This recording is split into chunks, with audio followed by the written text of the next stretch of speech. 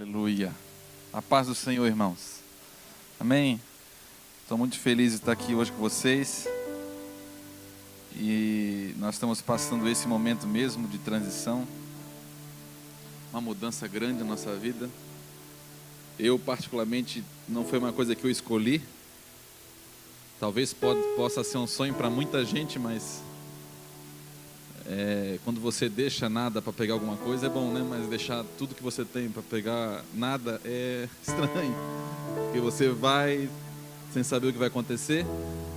E até lembro quando eu estava na frente do cônsul, faz umas 4 semanas, e eu falei: Deus, tem chance até agora do Senhor dizer não ainda. Que o não é muito melhor do que o sim, Senhor. Porque o não era tudo que eu precisava como um álibi para não ir. Mas Deus deu o sim. Foi o sim mais difícil, irmão, que eu recebi. Porque nós temos ouvido de Deus algumas coisas muito fortes nos últimos anos. E eu e a minha família, nós havíamos feito algumas orações muito fortes. Sabe aquela oração forte que você faz, irmão? Um dia você já fez? Um dia eu também já fiz aquela coisa assim, tipo: Deus, eu quero te servir de todo o meu coração, Deus, sem reservas. Te dou toda a minha vida. Você nem sabe o que está falando, irmão. Dinheiro, Senhor, tudo. Não tem nada mais importante que o Senhor. Eu acho que o Senhor tem um livro que Ele vai escrevendo só as suas orações, por mais loucas que sejam. E eu acho que Ele espera um dia, quando você menos percebe, quando está tudo bem, quando está tudo correndo a mil maravilhas, como nós falamos, Ele vem. E Ele veio há 2 anos atrás. Melhor momento do ministério. Eu costumo falar que, como pregador, como homem de Deus, eu pude realizar coisas que talvez sejam um sonho de muitas pessoas. E totalmente realizado no ministério. Meu pastor maravilhoso, um homem de Deus, um amigo, que acreditou em mim. E nesse momento Deus vem e fala: olha, você funcionou muito bem, só que não está me obedecendo. Você funciona bem, mas não me obedece. E Deus começou a lembrar de uma oração que eu fiz, de uma entrega há 24 anos atrás. Você esqueceu, mas eu não. Então eu e minha casa começamos a lembrar dessas orações, lembrar do nosso chamado, e nos entregamos a Deus novamente, nos convertemos novamente. Você pensa: pastor, mas conversão não é aquele negócio que uma vez só, eu entrego a minha vida. Não, aquilo é o momento que você entrega a sua vida ao Senhor. Conversão, irmão, é todo momento que você larga um pouquinho do lugar, do caminho onde Deus te chamou, do teu chamado, da tua vocação, você tem que se converter. Então aquele dia nós nos convertemos e voltamos para a vontade de Deus. Estamos vivendo essa loucura, mais ou menos, que o pastor falou para vocês. E hoje eu estou muito feliz, irmãos, porque é o último domingo fora da minha casa. Então é um tempo bem precioso. E eu quero compartilhar com você, como diz Paulo lá em Tessalonicenses. Ele fala que a pregação do Evangelho não consiste apenas em comunicação de uma palavra, mas no derramar da sua própria alma. Então, por isso que ele fala para Timóteo: Timóteo, cuide do que você ouve, de quem você ouve. Porque eu quero nessa noite, não me preocupei em preparar um bom sermão para vocês, mas eu quero compartilhar aquilo que Deus tem colocado no meu coração nos últimos dias. Aquilo que está vivo aqui dentro, eu quero derramar e compartilhar com você. E eu sei que Deus vai me abençoar também, porque eu creio que Deus tem um banquete essa noite para nós, espiritual. Você pode fechar os seus olhos um pouquinho? Deus, nós te louvamos, Senhor, essa noite, nós bendizemos o teu nome. Obrigado, Senhor, pelo louvor que nós já te fizemos a ti. É um privilégio que nós temos, a liberdade que nós temos no Senhor. Mas nós queremos pedir, Senhor, a tua direção, Espírito Santo de Deus. Nos guia em revelação, nos guia em conhecimento do Senhor. Nos dá, Senhor, em nome de Jesus, essa noite, uma porção especial, Senhor, da tua palavra. Que o Senhor possa ministrar, Senhor, no mais íntimo, Deus. Naqueles lugares, ó Pai, nos teus filhos, aonde, ó Pai, não foram explorados, não foram conquistados ainda. Em nome de Jesus. Toca, Senhor, no entendimento. Que cadeias possam cair essa noite. Em nome de Jesus. Toma esse lugar, Senhor, para a tua honra e para a tua glória. Em nome de Jesus. Amém? Glória a Deus. Atos capítulo 1. Atos capítulo 1,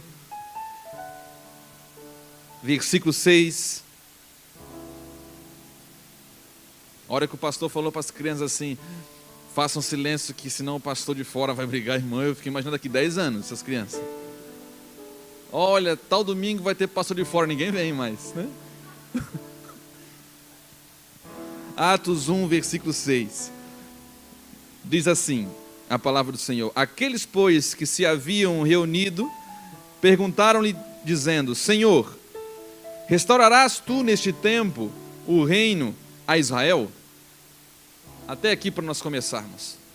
Essa eu creio que era uma pergunta, era mais do que uma pergunta, era uma super curiosidade que os discípulos tinham, porque se você não lembra, João veio pregar, foi o primeiro a pregar sobre um tal de reino que viria.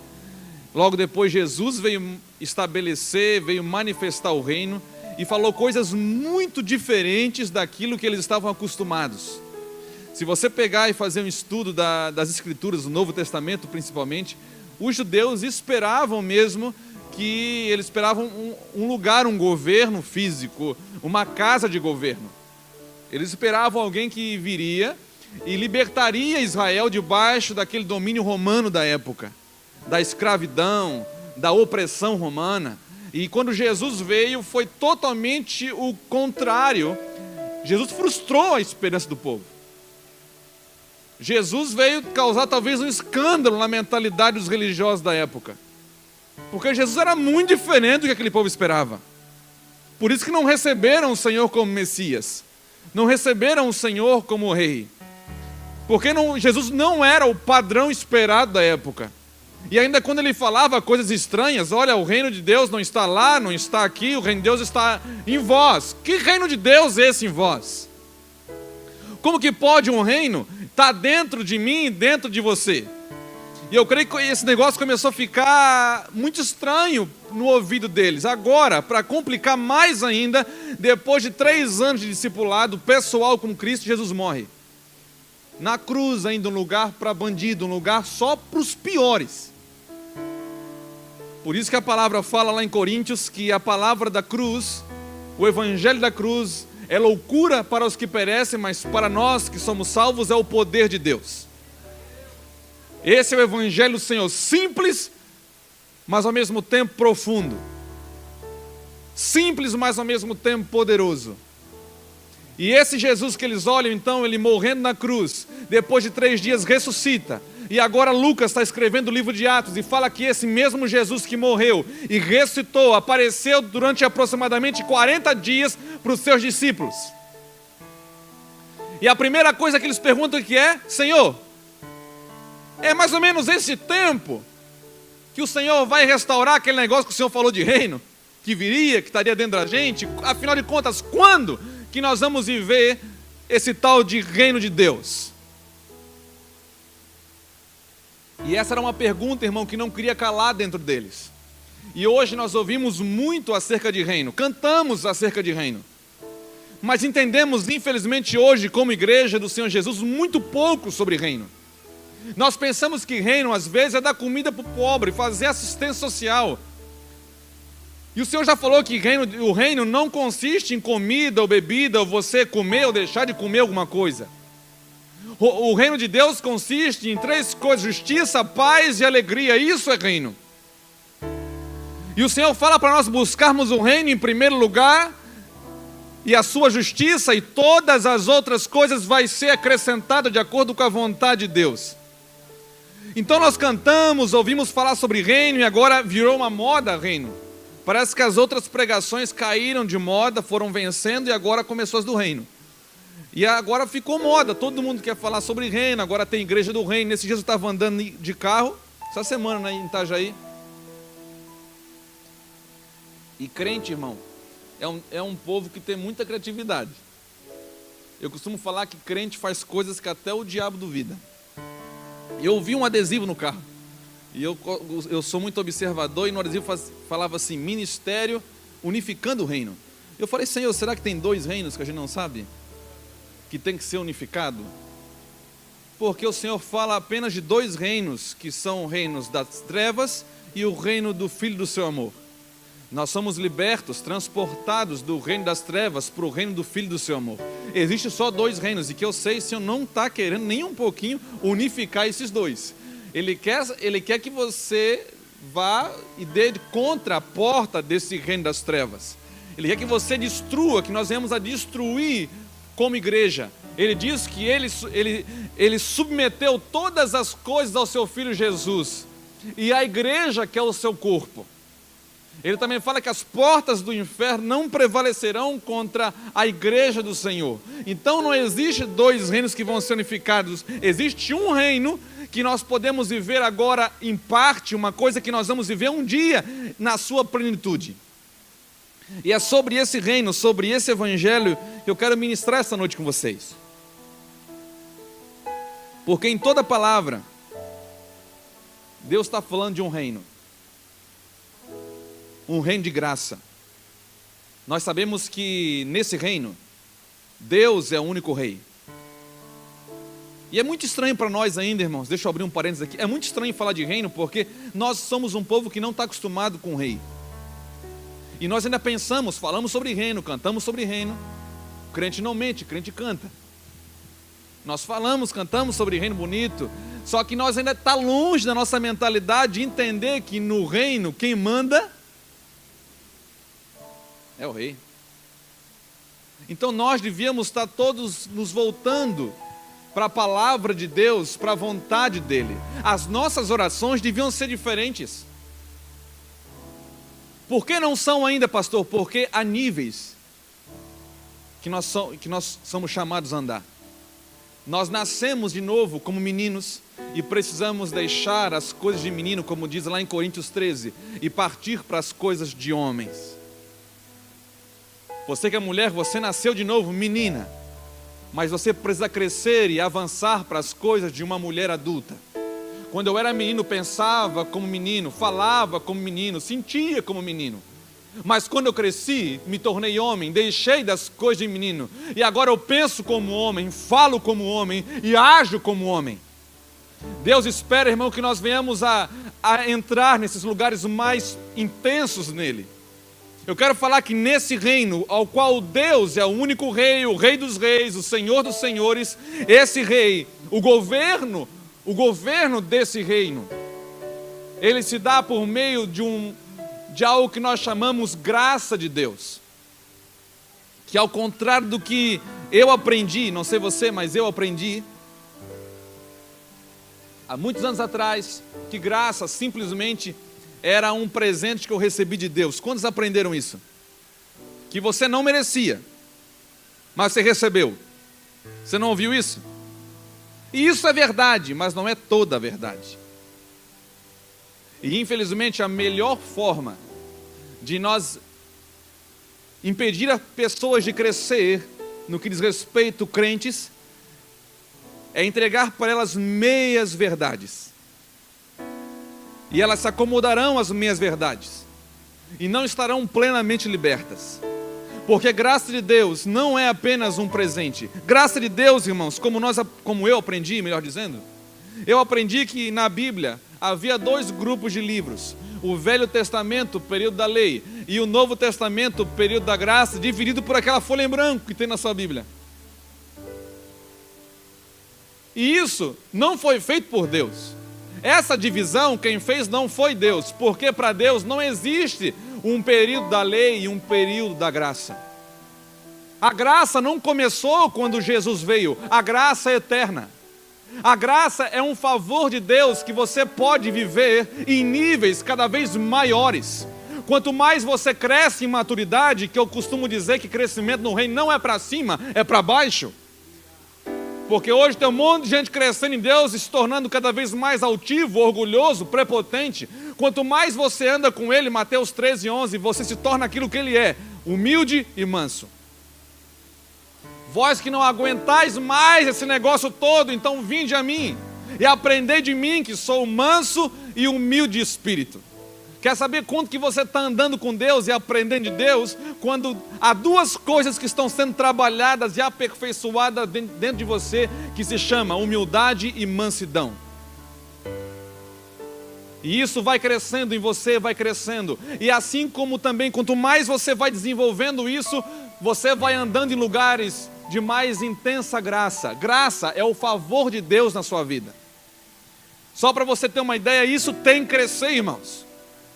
Você tem que entrar em lugares a níveis maiores de graça na sua vida a cada ano, a cada semana, a cada dia. Isso pode acontecer. Deus liberou para você e para mim. Você só não vai para esse lugar se você não quiser. E Deus não obriga você a ir. Essa é a boa notícia, ou a má notícia.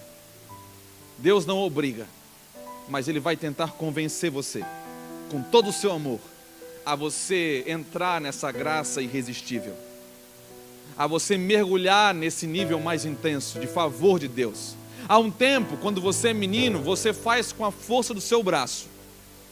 Quando você se torna homem, você descobre que não é mais você que faz, mas é Deus que faz através de você.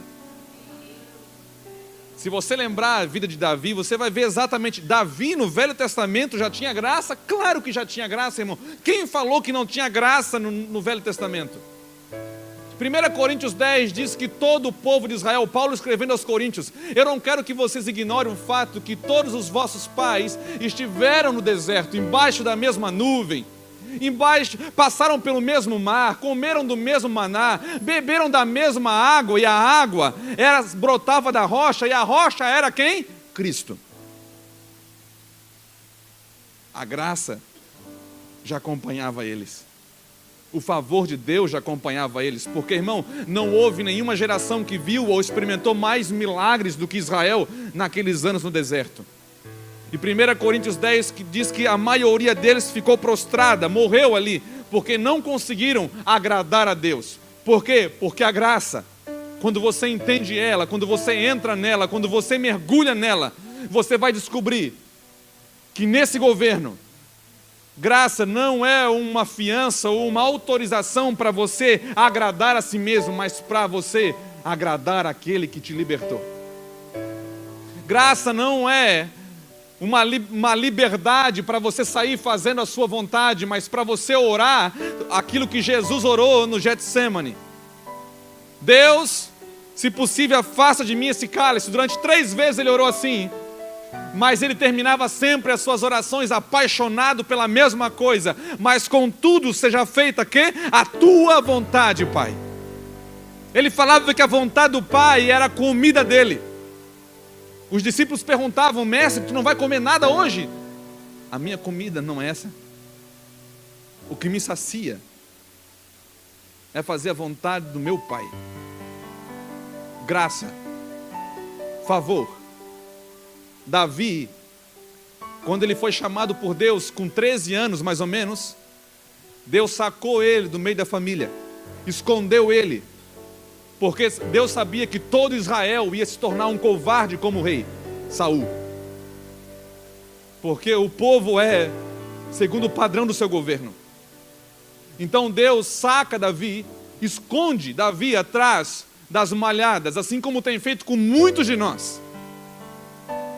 E muitos não têm nem percebido isso, não têm entendido os tempos, aonde Deus te esconde para primeiro, de vez de você sair fazendo alguma coisa, Ele quer preparar você, quer preparar o seu caráter, quer preparar você nos seus dons, na sua habilidade, no seu chamado, na sua vocação. Então, com 13 anos mais ou menos, Davi começa essa escola, começa a mergulhar nesse ambiente de favor de Deus. E se você lembra, Davi destrói 2 animais. Davi vence um urso, matando o urso. Davi vence um leão, matando um leão. Favor de Deus. Davi depois cresce, se torna público. Deus escancara para as nações aquele que ele treinou, escondido, como fez com Paulo. Eu não aprendi meu evangelho de homem nenhum, mas eu aprendi com o próprio Senhor, escondido na Arábia.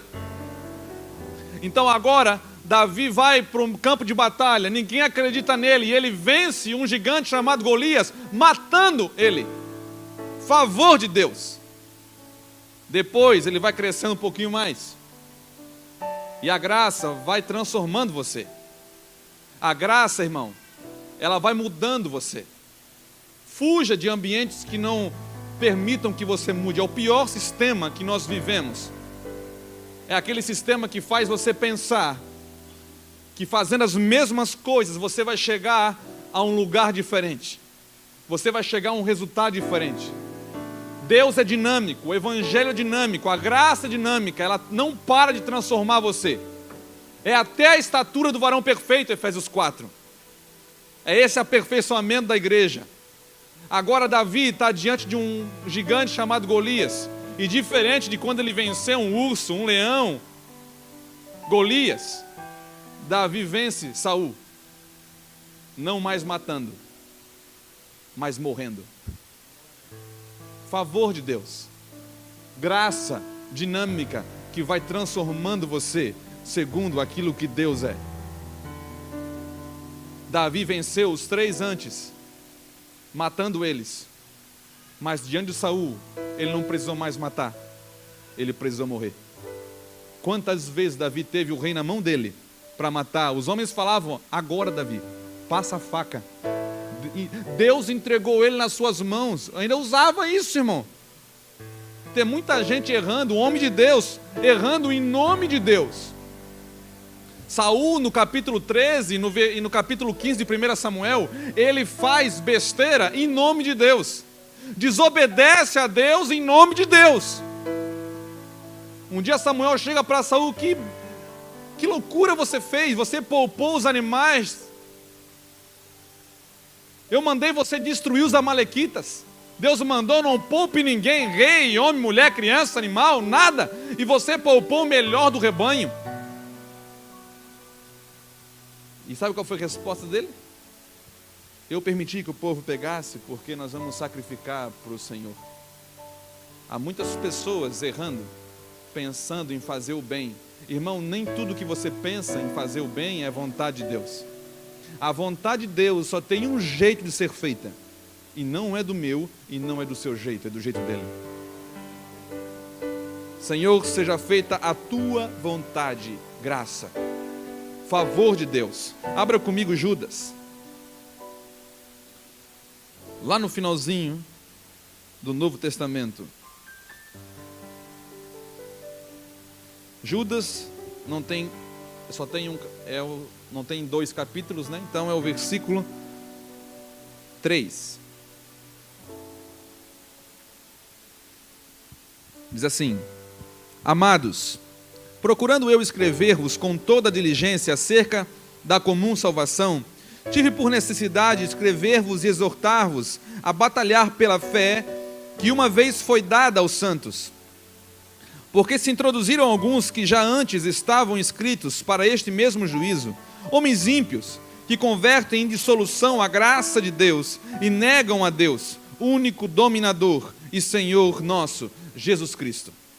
Irmão, quando Judas escreve isso daqui, ele está escrevendo um período onde tem homens que não estão pregando outro evangelho, mas que estão dissolvendo aquele que já existe. Estão pregando, não deixaram de pregar o Senhor, não deixaram de pregar a palavra, mas estão dissolvendo como se pegasse um remédio poderoso e diluísse para que perdesse o efeito. O princípio ativo do evangelho aqui, pregado por esses homens, se reduziu a tanto que não conseguia mais produzir ou revelar aquilo que o evangelho revela e produz na vida de um homem e de uma mulher. O evangelho é aquilo que Paulo fala que é capaz de gerar uma pessoa em Deus. Quando ele fala para os coríntios: olha, vocês podem ter muitos aios, muitos líderes, mas pais vocês têm poucos. Eu vos gerei como filhos através do evangelho. Irmão, não tem mais nada tão poderoso do que a palavra de Deus no nosso meio. A palavra de Deus é aquilo que Paulo fala, que é ao mesmo tempo simples, e tanto que ele fala assim: olha, eu preguei para vocês não com palavras persuasivas, para que o evangelho não perdesse o poder. Hoje nós estamos em dias, irmãos, que Muitos homens, muitos pregadores, às vezes até mesmo nós, queremos pregar o evangelho com palavras bonitas, impressionar homens e mulheres. Ao passo que Jesus, Paulo, não procurava impressionar absolutamente ninguém, porque eles não foram chamados para agradar a homens, eles foram chamados para agradar um homem só, que era Deus. Eu não fui chamado para agradar a homens. Eu não preciso enfeitar o que já é poderoso. Eu não posso diluir essa palavra. Judas ficou tão indignado que ele falou: olha, há homens no meio de vós que estão dissolvendo a graça de Deus, perdendo o efeito. O que acontece, pastor, quando homens dissolvem, diminuem, começam a pregar outra coisa, com a aparência de piedade, aparência de evangelho? O que acontece? Eles afastam as pessoas de Deus. Aquilo que era para aproximá-las de Cristo, afastam elas de Cristo. Então ele fala: por favor, batalhem, batalhem, batalhem pela fé de vocês, batalhem por aquilo que vocês receberam um dia. Judas está escrevendo na mesma linguagem de Paulo, uma linguagem de guerra, uma linguagem de batalha, uma linguagem onde ele procura levantar homens que conquistam, homens que não vão se conformar com absolutamente nada, que não vão se entregar a uma passividade, que estão morrendo sem perceber. Estão morrendo, irmãos, sem perceber, dia após dia, sendo cozidos ali pela maldade do mundo, por toda sorte de impiedade, e vão negociando princípios, negociando valores. Então Judas fala: olha, batalhem, guerreiem, proteja aquilo que vocês receberam um dia. Um dia vocês vão perceber que vai fazer falta isso. Talvez agora vocês ainda podem desfrutar de um ambiente superficial, e todo mundo parece que fica bem no ambiente superficial. O ambiente superficial, irmão, a graça, quando você é colocada, porque graça é mais do que uma pessoa, graça é mais do que um ambiente, graça é um governo, e quando você entra nesse governo, você desfruta dele num nível mais superficial, e ali você ainda mistura com a sua vontade, você ainda ali dita as regras, você ali ainda faz o que você quer. Mas quando você vai entrando em lugares mais fortes, quando você vai recebendo ela como realmente ela merece ser recebida, Gálatas capítulo 1,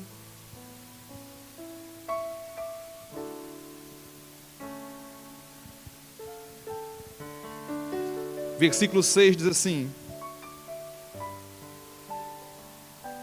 maravilho-me de que tão depressa passasseis daquele que vos chamou a graça de Cristo para outro evangelho, o qual não é outro, mas alguns que vos inquietam e querem transtornar o evangelho de Cristo. Mas ainda que nós mesmos ou um anjo do céu vos anuncie outro evangelho, além do que já vos tenho anunciado, seja maldito, seja anátema. Irmão, Paulo se indignou tanto com os Gálatas, porque começaram tão bem pela graça de Deus, e de repente eles foram abandonando a graça. Nesse lugar da graça, nesse governo da graça, há um que é exaltado, Cristo Jesus, aonde nele nós alcançamos a remissão dos pecados, nele nós alcançamos justificação eterna, nele nós alcançamos a vida eterna, nele nós alcançamos a vida, novidade de vida, abundância de vida. Nele nós podemos viver o que Paulo vai dizer aos Romanos. Nele nós vamos vencer dilemas profundos que eu e você, nós carregamos durante toda a nossa vida, talvez até hoje. Alguns ainda possam estar carregando ele, que recebem a graça de Deus e pensam que não conseguem lidar com os dilemas da sua própria carne, porque nós somos divididos em três partes. O espírito do homem já está pronto, a alma é aperfeiçoada diariamente, e o seu corpo, irmão, eu quero falar para você que o seu corpo, por mais bonito que seja, ele não vai se converter. Romanos diz que o seu corpo, ele aguarda com expectativa o dia da redenção dele. A sua alma é alvo de aperfeiçoamento, aquilo que Hebreus fala, que ele, ainda que era filho, aprendeu a obediência pelo que padeceu. Jesus, ele aprendeu a obedecer. A alma, minha alma, a sua alma, a central das nossas decisões, ela precisa aprender a obedecer a Deus. Nós precisamos aprender. Ninguém nasceu sabendo obedecer. Nós todos, ainda que não na semelhança do primeiro homem Adão, mas todos pecamos. Nós perdemos o ambiente da graça. Nós perdemos aquilo que nós tínhamos de mais importante. Graça, como eu falei, não é algo que começou com Jesus, mas é algo eterno. Só para lembrar você, quando Deus fez o homem lá no jardim, aquilo ali era um ambiente de graça. Aquilo ali era um governo de graça. Obediência não custava nada naquele momento. Era natural. Diz a palavra que Adão, ele adorava a Deus pelo seu serviço. Tudo que Adão fazia, Deus estava sendo adorado. Imagina, irmãos, se a igreja hoje tivesse essa mentalidade. Nós esperamos vir para um templo, dentro de um templo, para adorar a Deus. Adão adorava a Deus dia e noite. Assim como vai ser na eternidade, você vai adorar a Deus dia e noite. João, lá em Apocalipse, vê, diante do trono de Deus, uma multidão de todas as tribos, línguas e nações, que dizia santo, santo, santo, santo, e adoravam a Deus dia e noite, dia e noite. Não tem hora para o culto começar, e também não tem hora para o culto terminar. Você não vem adorar a Deus no templo, mas você vive adorando. A sua profissão, o seu chamado para ser sacerdote não começa no domingo às 7 horas ou num dia da semana. Ela é 7 dias por semana, 365 dias por ano, 24 horas por dia. Você será sacerdote como Adão era. E isso, uma boa notícia para mim e para você, e talvez um dos maiores desafios, é que nós já deveríamos viver assim. E hoje nós temos alguns estereotipos que nos enganam, padrões errados, princípios e valores ainda deturpados, que nós pensamos que quem serve a Deus é aquele que está com o microfone na mão. Esse é o integral que vive para Deus 24 horas por dia. Isso é mentira, irmãos. Você acha que um médico é menos espiritual do que um pastor? Você acha que um empresário é menos espiritual do que um pastor? Você acha que um pedreiro é menos espiritual do que um pastor? É por isso que nós estamos vendo tanto erro, tantas coisas erradas e nós sofremos tanto.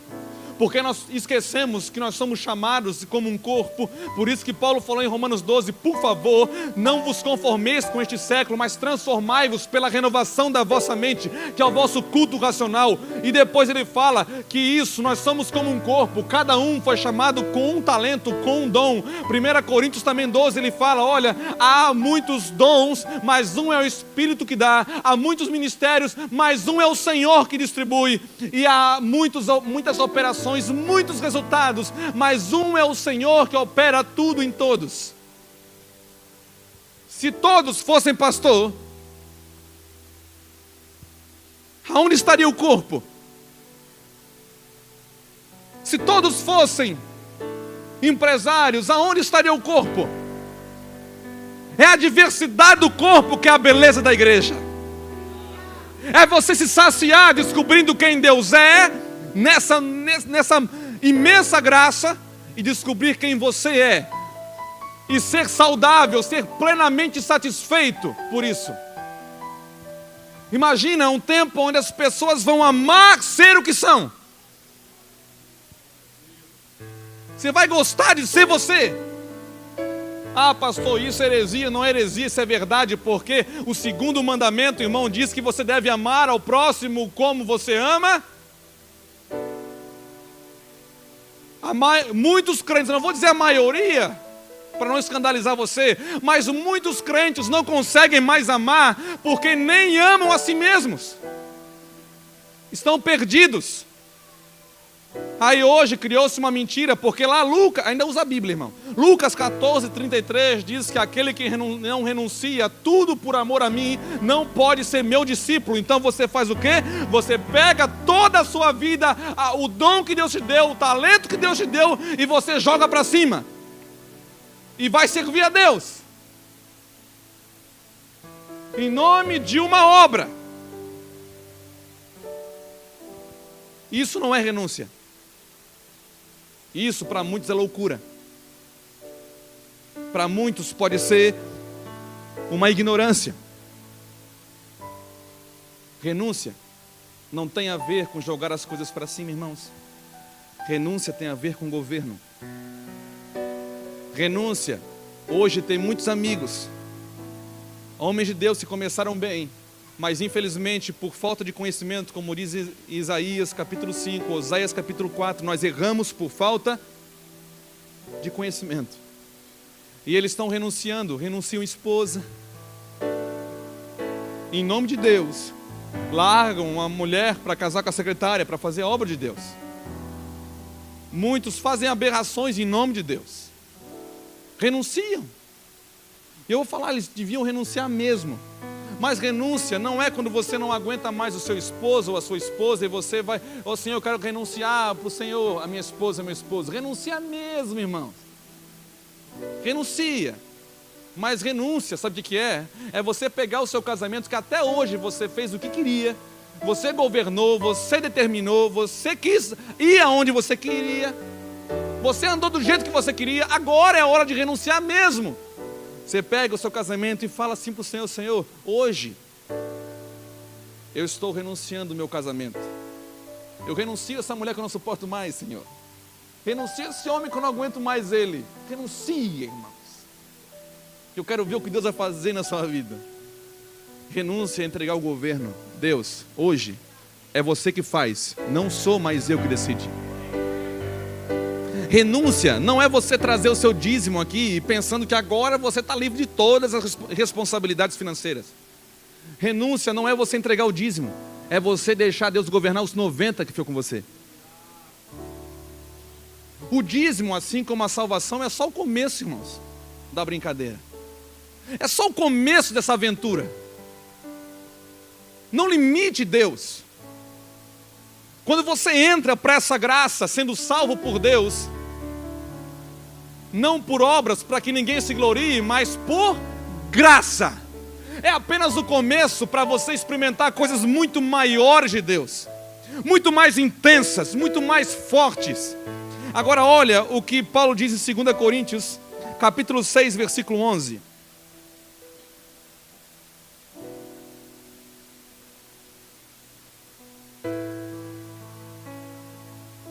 Segunda Coríntios, capítulo 6, versículo 11, diz assim: Ó Coríntios, a nossa boca está aberta para vós, o nosso coração está dilatado, não estáis estreitados em nós, mas estáis estreitados nos vossos próprios afetos. Ora, em recompensa disso, falo como a filhos, dilatai-vos também vós. Paulo está falando o seguinte para os seus filhos: olha, vocês por não entenderem, Coríntios era uma igreja tão forte nos dons, tinha tudo para dar certo, tudo para avançar, para decolar, para voar em Deus, para ir a lugares muito intensos em Deus. Mas é uma igreja que não tinha entendido a graça de Deus, e viveu carnalidade, viveu imoralidade, viveu avareza, viveu coisas, aberrações, irmãos, que se você estudar o livro de Coríntios, você vai ver. Coríntios era uma igreja rica em muitos sentidos, mas Paulo usou no capítulo 8 de 2 Coríntios o exemplo de uma igreja pobre para constranger eles. Vocês viram o que aconteceu com os macedônios? Paulo fala para eles. Os macedônios, na sua intensa pobreza, eles ofertaram, eles pediram para ofertar em favor dos santos, não somente o que eles não tinham, mas a si mesmos eles ofertaram.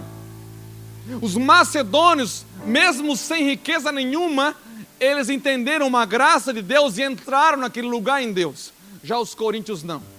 E Paulo está falando: olha gente, a graça é um mistério de Deus tão grande que vocês podem entrar e desfrutar coisas muito maiores em Deus. Deus é Espírito.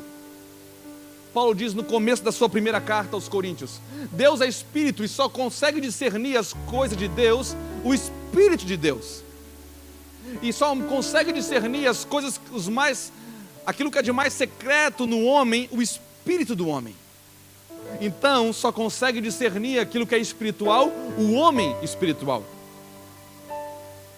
Quando você nasceu de novo, você foi feito um homem espiritual, mas ainda imaturo. Gálatas capítulo 4 fala que o herdeiro, enquanto menino, nada difere do servo, ainda que seja senhor de tudo, mas ainda é imaturo. Apenas quando ele crescer, ele vai poder estar sobre toda a sua herança e usufruir daquilo. O que Deus está falando e que Ele espera de mim e de você é que você e eu venhamos a crescer para entrar nesses lugares mais intensos de graça e poder desfrutar de coisas que nós nunca desfrutamos antes.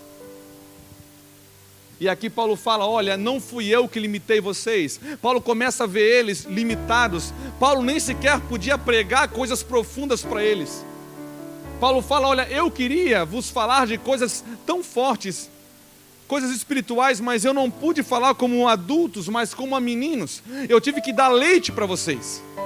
Imagina Paulo como pai, ele queria dar uma picanha suculenta para eles. Ele queria dar uma feijoada espiritual e os homens não conseguiam suportar apenas leite. Pelo nível pobre de renúncia, pela indisposição de obedecer a Deus, pela falta de entendimento, pela falta de conhecimento. E Paulo fala para eles, olha, não fui eu que fiz isso em vós. Não sou eu que estou limitando vocês, mas vocês mesmos estão se restringindo. Essa restrição não é física, mas é espiritual, é a pior cadeia que nós podemos entrar.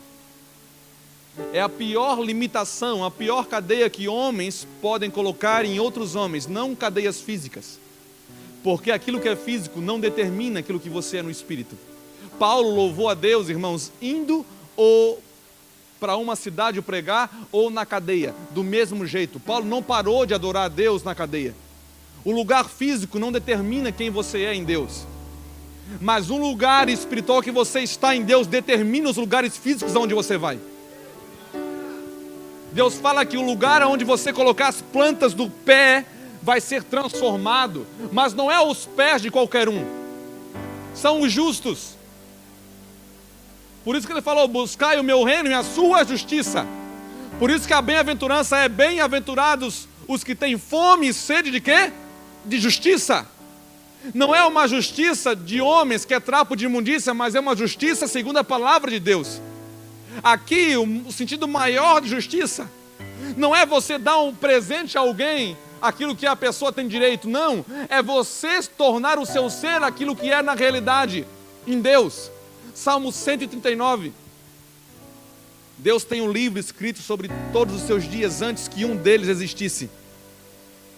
Quando você tem fome de justiça, Deus está se comprometendo, basta você ter fome que eu vou saciar você.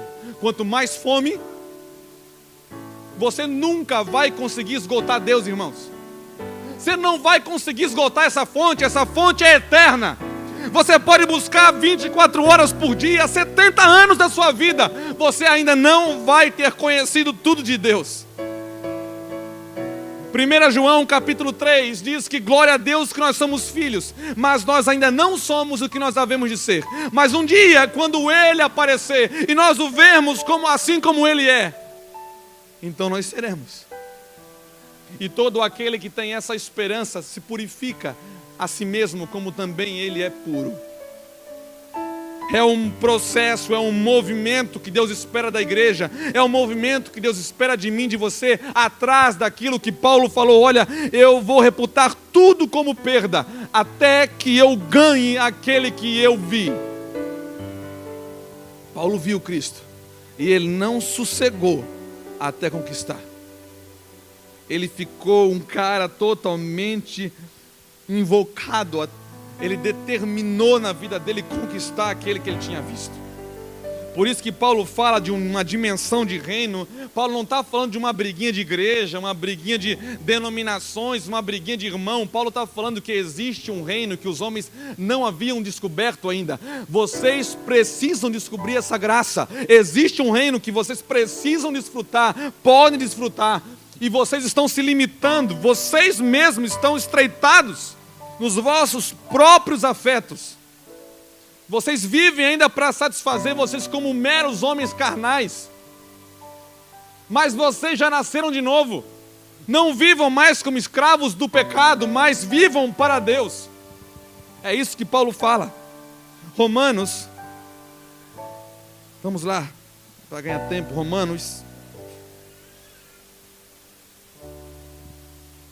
capítulo 6.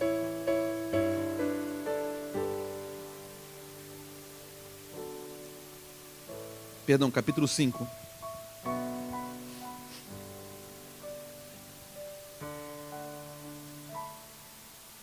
Versículo 12. Pelo que, como por um homem entrou o pecado no mundo, e pelo pecado a morte, assim também a morte passou a todos os homens, por isso que todos pecaram. Porque até a lei estava o pecado no mundo, mas o pecado não é imputado, não havendo lei. E estando, no entanto, a morte reinou de Adão até Moisés, até sobre os que não pecaram, a semelhança da transgressão de Adão, o qual é figura daquele que havia de vir. Mas não é assim como o dom gratuito, como a ofensa, porque se pela ofensa de um só morreram muitos, muito mais a graça de Deus e o dom pela graça, que é de um só homem, Jesus Cristo, abundou sobre muitos.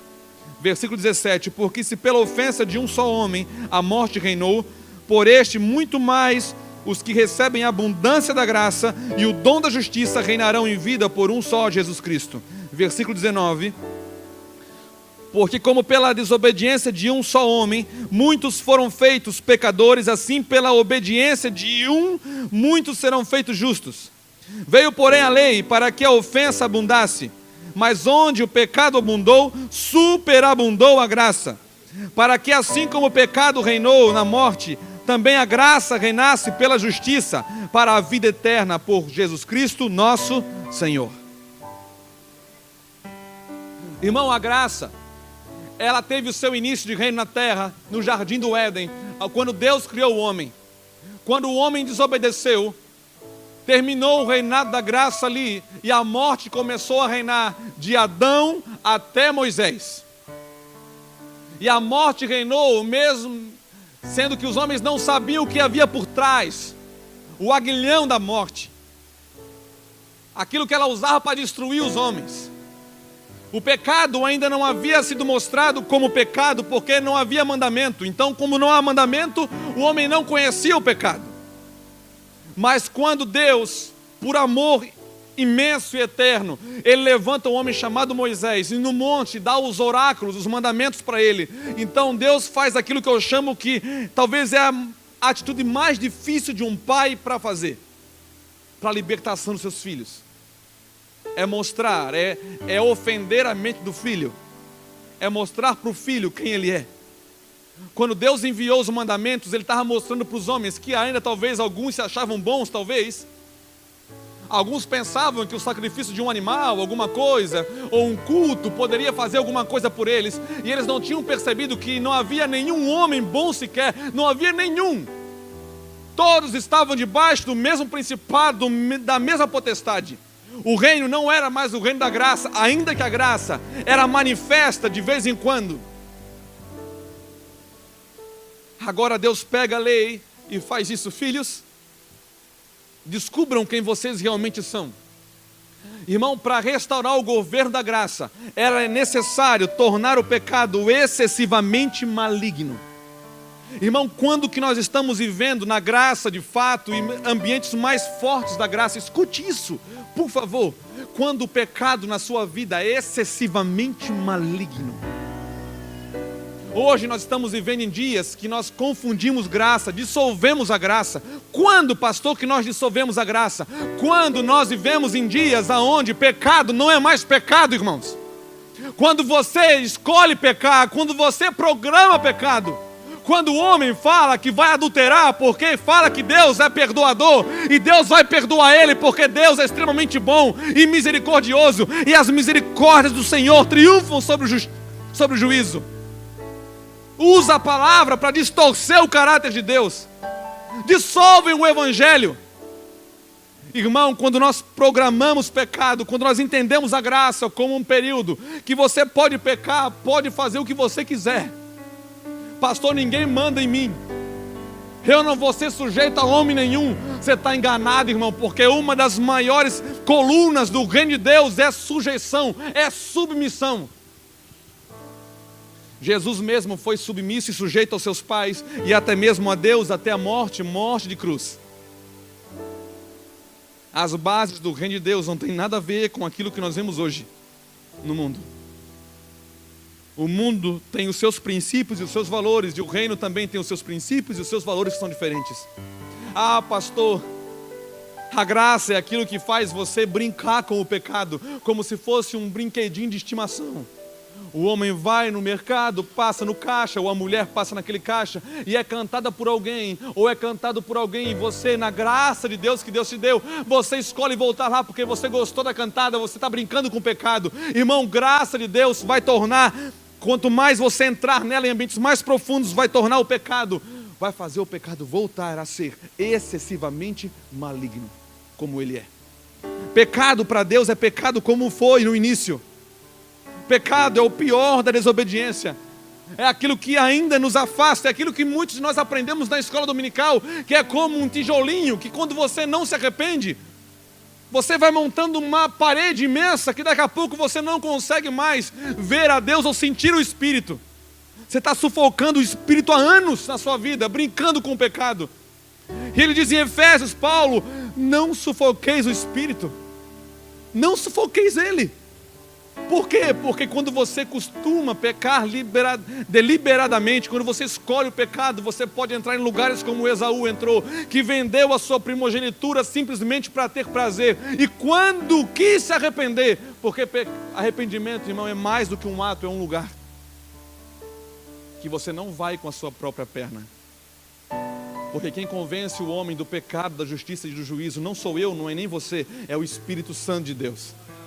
E por isso que Paulo fala, não sufoqueis ele, por favor, não sufoqueis o amigo de vocês, aquele que Deus colocou dentro de vocês, uma partícula dele que clama dia e noite, Abba Pai, Abba Pai. Não foi um espírito de orfandade, mas foi um espírito de adoção. Se você sufocá-lo, vai chegar o dia que você pode experimentar algo terrível como Esaú, que com lágrimas procurou arrependimento e não encontrou mais. Pense, irmãos. Ah, pastor, Deus é bom e não pode mudar. Quem não é bom somos eu e você. Não é Deus que precisa de mim para ter culto, para ter igreja. Somos nós, igreja, que precisamos de Deus para ser igreja. Isso é graça de Deus. São lugares que você entra profundos nele. Aqui fala que então a morte reinou até Moisés. Então Deus manda os mandamentos e fala, filho, você não é aquilo que você pensava que era. Por que Deus fez isso? Para restaurar o governo. Você acha por que João começou a pregar como ele pregou? Você acha por que Jesus pregava como ele pregava? Arrependei-vos. Porque a porta para o reino é o arrependimento dos pecados. E quanto mais arrependimento, mais a dimensão do reino você vai viver. Reino não é para os melhores. Reino é para aquele que tem convicção de quem realmente é.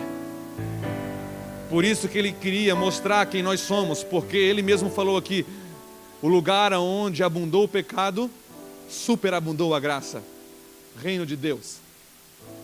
Então, quanto mais Deus não está falando assim, quanto mais pecado você tiver, Deus está falando onde superabundou o pecado, consciência.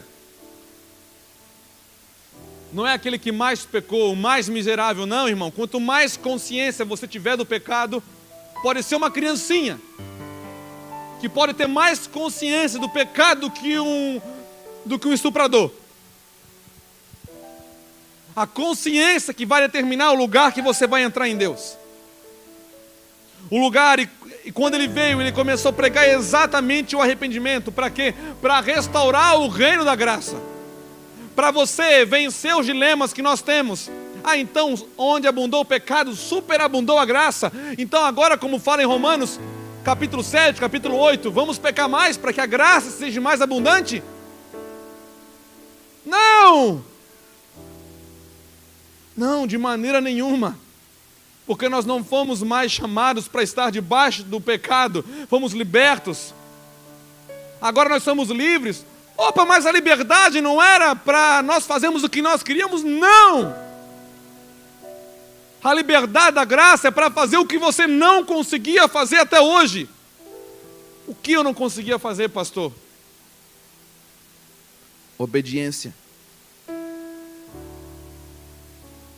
Obediência. Romanos 8:8, portanto, os que estão na carne não podem agradar a Deus. E Paulo fala que há homens que entram na graça e ainda pensam, e ainda vivem como escravos do pecado. Ele está falando para crente ali, não ofereceis os vossos membros como instrumentos de injustiça. como outrora vocês faziam e faziam bem. Agora entendam a graça de Deus. Graça não é só um presente que você recebe, é muito mais. Graça é um governo, graça vem te ensinar muitas coisas. Quer ver uma coisa? Para terminarmos.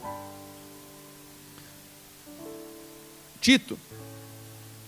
Tem Tito, pastor, na Bíblia? Tem. Está lá Tito, Filemão e Hebreus.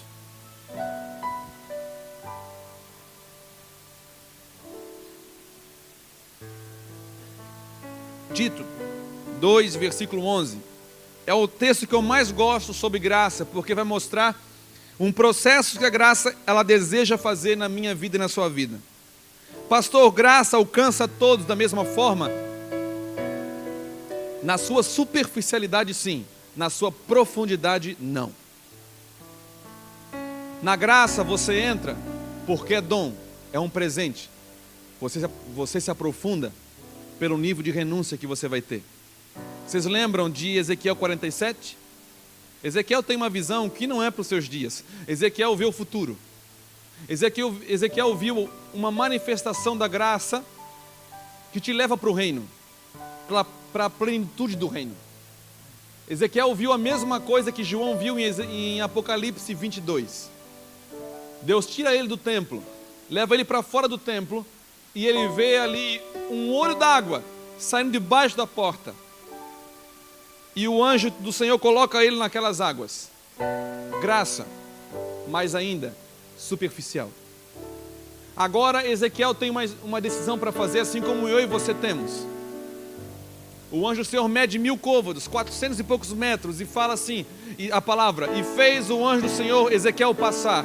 No original significa que o anjo do Senhor está convencendo Ezequiel, mas quem vai ter que andar é Ezequiel. Quem vai ter que decidir a obedecer é Ezequiel. Nós estamos sendo aperfeiçoados dia e noite para obedecer a Deus. Aqueles que estão na carne, como nós lemos em Romanos, não podem agradar a Deus. Romanos 1 e Romanos 16 começa e termina do mesmo jeito. Nós fomos chamados para a obediência na fé. E agora Ezequiel começa a andar. E as águas começam a subir. E de repente as águas que batiam nos tornozelos já começam a bater nos joelhos. Qual é a diferença, pastor? Que você está sumindo. Essa é a diferença básica. Num cálculo rápido, está acontecendo com você o que aconteceu com Enoque. Enoque andou com Deus e já não era mais. Esse é o efeito da graça abundante. Que você vai sumir. Que Cristo, o caráter de Cristo vai manifestar na sua vida. Que o amor de Cristo vai manifestar na sua vida. Que as suas decisões não vão ser mais baseadas na carne, mas vão ser baseadas no Espírito. Que você não vai olhar para o seu irmão e falar assim, não, eu não quero perdoar ele porque ele não merece. Não! Imagina se Jesus fosse ver se nós merecêssemos ou não o perdão dele. Você vai pensar segundo a graça, segundo Cristo. Você não vai querer saber, varão, esposo ou esposa, para ver, sabe aquela briga de casal? O casal começa a brigar para tentar provar quem é o culpado. Passa 2, 3 horas brigando, daqui a pouco nem sabe mais para que está brigando. Mas estão brigando. Quando você está na graça, você ainda pode brigar. Notícia boa. Só que quando ofender, não vai ficar um querendo provar você que é culpado. Não, você que é culpado. Não, você vai chegar e você vai se humilhar. Porque a maturidade está naquele que não se ofende, naquele que se humilha mais. Ele não teve por usurpação ser igual a Deus, mas tomou forma de homem, se humilhou para que eu e você pudéssemos ser abençoados. A maturidade vai fazer você se humilhar cada vez mais. Eu não sei se é esse o evangelho que muita gente queria, né? Mas esse é o evangelho que te prepara para a eternidade, que te prepara para o reino de Deus em plenitude. Então Tito vai falar assim, versículo 11 do capítulo 2: porque a graça de Deus se há manifestado, trazendo salvação a todos os homens, ensinando-nos que, renunciando à impiedade e às concupiscências mundanas, vivamos este presente século sóbria, justa e piamente, aguardando a bem-aventurada esperança e o aparecimento da glória do grande Deus e nosso Senhor Jesus Cristo. Irmão, olha só que tanta coisa a graça de Deus faz. O primeiro versículo é o entendimento mais básico. Entendemos graça como aquilo que traz salvação a todos os homens. Aquilo que nós aprendemos muitas vezes, e a maioria aprendeu, parou aqui. Mas graça também, ela vem te ensinar a renunciar. Renunciar o quê? Renunciar à impiedade. Você pode fazer tudo o que você quiser fazer, irmãos. Nós não estamos mais na época debaixo da lei, dos rudimentos, aonde não pode fazer isso, não pode fazer aquilo ali. Deus tirou as plaquinhas e botou no seu coração. A nuvem agora não está mais do lado de fora, está dentro do seu coração. É muito mais sério agora. Antes era muito mais fácil, irmãos, aparentemente. O homem adulterava só quando deitasse com a mulher. Agora não, quando um homem olha para a mulher e olha com os olhos ruins, desejando ela, já adulterou. O que era mais fácil, agora ou antes? Os homens falam que há duas eras, lei e graça, e não entendem isso. Agora as coisas se tornaram muito mais sérias. Deus não trouxe um evangelho do oba-oba. Deus trouxe um evangelho de transformação, um evangelho de responsabilidade, um evangelho de comprometimento, o evangelho da cruz. Todo aquele que quiser vir após mim, negue-se a si mesmo, tome a sua cruz e siga-me. Então essa graça que Ezequiel foi andando mais. Ezequiel, quando o anjo colocou ali, ele experimentou salvação, água nos tornozelos. Como ele foi andando mais, ele começou a perceber que essa graça começava a ensinar ele a vencer toda a impiedade, a forma de ele viver, as suas decisões. Ele começou a ser absorvido, ele começou a ser totalmente tomado pelas águas. E ele foi obedecendo até onde ele chegou a um ponto que ele falou: agora eu cheguei aonde o homem nenhum pode ir mais. Aqui é o lugar, irmãos, aonde as suas forças não vão determinar mais, o seu intelecto não vai determinar mais. É onde Deus começa a ser de fato não somente Deus na sua vida, mas Ele também passa a ser Senhor. E ele fala: agora homem nenhum pôde ir. E ele teve que escolher se ele se lançava nesse lugar que homem não vai, ou ficava num ambiente onde homem governa. E ele decidiu ir. Então veio o anjo do Senhor, pegou ele e levou ele de uma banda até outra, de margem a margem. Ele começou a ver que era um ambiente totalmente diferente. Segundo Apocalipse 22, reino de Deus. Como que era um reino? Havia uma sorte de árvores de uma margem até outra. As árvores não morriam mais, elas tinham vida. Aonde aquela água pegava, as árvores viviam novamente. As suas folhas não caíam mais, os seus frutos davam de estação em estação. As folhas serviam de remédio para as nações, e os frutos de alimento para as nações. E em Apocalipse 22 diz que isso é uma característica da árvore da vida, daqueles também que se alimentam dele. E ali não vai ser mais preciso sol ou lua, porque Deus mesmo vai iluminar aquele lugar. E reinarão para todo o sempre. Reino de Deus, um reino de graça, que vai crescendo, vai te ensinando o que é salvação, vai ensinar para você que renunciando à impiedade e às concupiscências mundanas, você pode viver de forma santa, justa e piamente. Aí eu fico pensando, por que nós temos um nível de vida hoje tão baixo dos crentes? Por que nós temos tantas dificuldades na questão de caráter?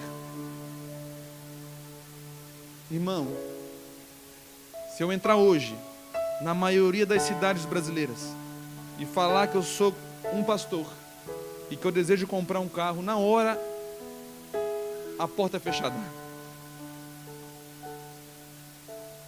Porque pastor é sinônimo de ladrão. Mas não era para ser assim. Não era assim na história. Os pastores entravam nos bares e pelo pavor, pelo temor, os homens escondiam as bebidas. Não devia ser assim. Hoje, pastores engordam a listagem das prostitutas. Hoje os crentes, eles roubam não somente a Deus, mas roubam o governo. São os crentes, irmãos, a nossa corrupção. Escute isso. Eu estou falando tudo que eu posso falar para você que eu vou embora. Então eu estou aproveitando o máximo. Irmão, a nossa corrupção é a que fere mais a terra, porque a terra geme pela manifestação dos filhos de Deus, justos. E a nossa corrupção é muito pior do que a de Brasília, porque nós nos corrompemos em nome de Deus. O Senhor chega a falar para os seus filhos: o meu nome é blasfemado por causa de vocês, pelo que vocês fazem. A corrupção nasce na nossa casa. E Deus falou: eu vos chamei para um reino de graça. Romanos 5 diz que pela abundância da graça e o dom da justiça nós podemos reinar em vida. Mas que reino é esse em vida? Será que essa vida miserável que muitos estão vivendo? Reinar em vida é muito mais do que isso, irmãos. Reinar em vida é você ter domínio através do Espírito de Deus sobre a sua natureza pecaminosa. E pecado, se eu pecar, pastor, se você pecar, vai ser um acidente terrível. Porque o pecado ainda é na sua vida excessivamente maligno. Eu não estou pregando, irmão, legalismo, que agora se você pecar, você não é salvo. Não, irmão, eu estou falando que você vai ter nojo do pecado, assim como Deus tem. Que sem santidade ninguém vai ver a Deus. Em Tessalonicenses Paulo fala que a vontade de Deus é a vossa santificação. Que vocês se abstenham de todo tipo de imoralidade. Isso faz parte do caráter de Deus. Não é legalismo, é santidade. De homens apaixonados pela presença de Deus, que sabem de onde vieram e sabem para onde estão indo. É muito mais do que uma pregação, é muito mais do que uma religião. Eu não sei você, irmão, mas se nós temos a possibilidade de reinar em vida, eu não sei o quanto que isso mexe com você. Mas reinar em vida não é uma possibilidade. Reinar em vida deve ser uma realidade para você. Como, pastor? Pela graça. Você só precisa fazer uma coisa. Lucas 14:33. Aquele que não renuncia tudo por amor a mim, não pode ser o meu discípulo. Você sabe as coisas que você precisa renunciar, porque eu sei das minhas. Eu sei das coisas que eu queria falar e não posso falar. Por que eu não posso? Poder eu posso, mas não devo mais. Por quê? Porque não são vontade de Deus. Eu sei das coisas que eu queria muito fazer e não são pecado mais. Como diz Paulo, o problema de Paulo não era as coisas proibidas, era que muitas coisas eram lícitas, mas nem todas elas mais convinham. Hoje os crentes querem saber: pastor, eu posso ir em tal lugar? Irmão, não significa mais se pode ou não pode. Pastor, eu posso ver tal programa? Não se trata mais de pode ou não pode. Se trata de onde você está indo.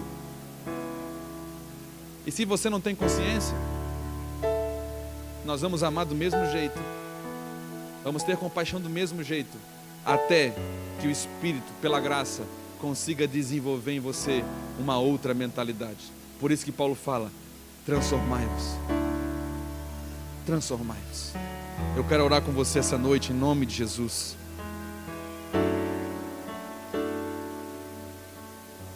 Você quer experimentar esse reinar em vida, desfrutar desse reino da graça, mais intenso, mais forte, mas que você sabe que para isso você tem que renunciar coisas na sua vida. Já está isso, já está aparecendo no visor aí, né? Já está aparecendo. E não são coisas, às vezes, que você vai... Algumas você tem que jogar fora mesmo. Mas algumas é que você tem que entregar o governo para Ele. É que você está dominando, você está decidindo. E Deus quer ser o Senhor da sua vida. E eu quero orar por você. Eu queria que você se colocasse de pé essa noite. Eu quero te convidar enquanto nós vamos adorar a Deus. Se você desejar, eu quero orar por você. Orar com você, porque eu estou na mesma situação, irmãos. Nós estamos no mesmo barco. E eu quero convidar você a sair do seu lugar, vir aqui na frente. Não como um costume religioso apenas, mas de alguém que tem convicção mesmo. Eu preciso renunciar a áreas da minha vida para experimentar, para aumentar o nível de graça, o nível de favor. O nível de favor. Lembra de Davi? Davi venceu vários gigantes, matando, mas chegou um dia que ele teve que vencer morrendo. Aonde o favor de Deus era muito maior do que antes. A dimensão do favor era muito maior, porque não era mais ele que fazia, era Deus que fazia.